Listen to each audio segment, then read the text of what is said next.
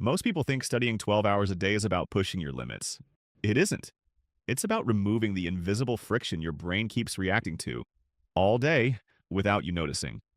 Because burnout doesn't start when you're exhausted. It starts earlier, when your brain begins to anticipate exhaustion. And that prediction changes everything. Your focus drops before the work even gets hard. Your resistance shows up before you even begin. And simple tasks start to feel heavier than they should. So the problem isn't the 12 hours. It's how those 12 hours are interpreted. If your brain reads them as uncertain, endless, mentally expensive, it will fight you. But if it reads them as finite, structured, predictable, it will cooperate. That's the first layer, but not the deepest one. Your brain doesn't measure time the way you think. It measures strain per unit of time. 12 hours of low friction, clearly defined work can feel easier than 4 hours of chaotic, cognitively expensive effort. That's why some people study all day and feel fine, while others burn out in a fraction of the time.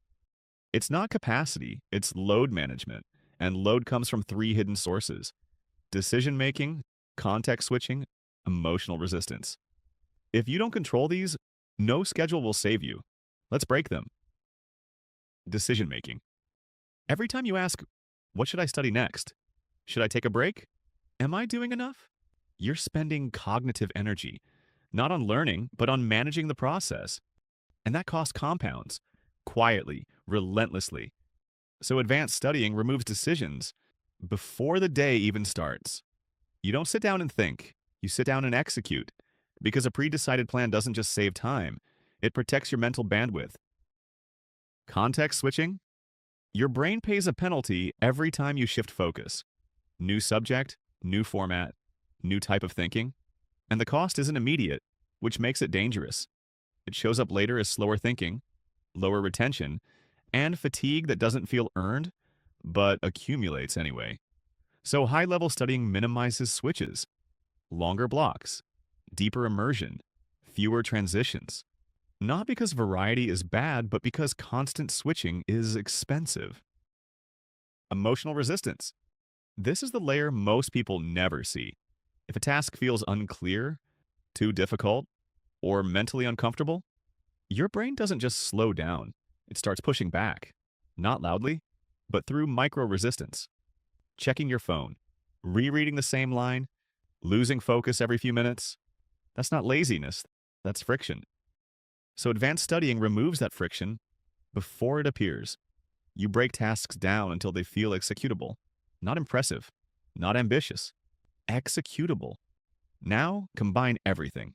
A real 12-hour system doesn't look intense. It looks controlled.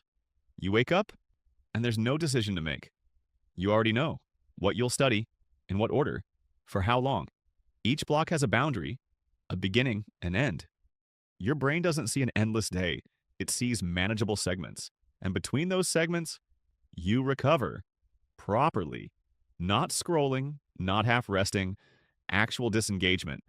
Because partial rest doesn't reset your brain. It just delays fatigue. And delayed fatigue always returns. Stronger. So your breaks are clean, intentional, non-negotiable.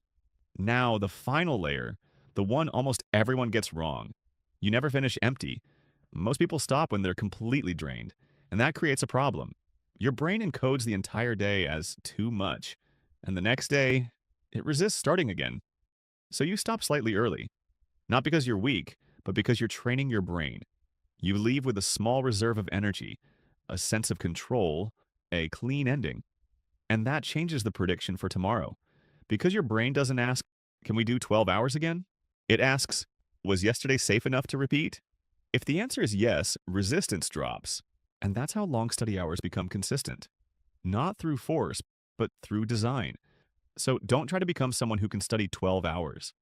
Build a system where 12 hours no longer feels like something your brain needs to escape from. Because when there's nothing to escape, there's nothing to resist. And when there's no resistance, consistency stops being hard. It becomes your default.